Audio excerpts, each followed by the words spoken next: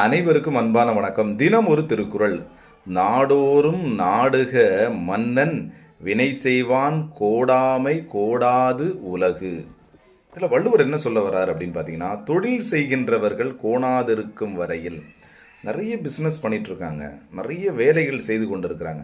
அவர்கள் கோணாதிருக்கும் வரையில் அப்படின்னு நம்ம அவங்களுக்கு எந்த பிரச்சனையும் வராதிருக்கும் வரையில் தான் உலகம் கெடாதான். அப்போ தொழில் செய்கிறவங்க, நல்லா வேலை செய்கிறவங்க இந்த உலகத்தில் நல்லா வாழணும். அது வரைக்கும் தான் அந்த உலகம் நல்லா இருக்கும். சரிங்களா?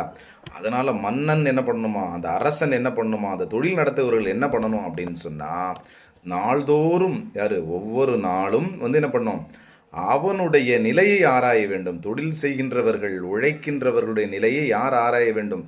மன்னர்கள் ஆராய வேண்டும், முதலாளிகள் ஆராய வேண்டும். அவங்கள நல்லா வச்சுக்கணும். அப்போ தான் உலகம் நல்லா இருக்கும், உங்கள் கம்பெனியும் நல்லா இருக்கும். நன்றி, வணக்கம்.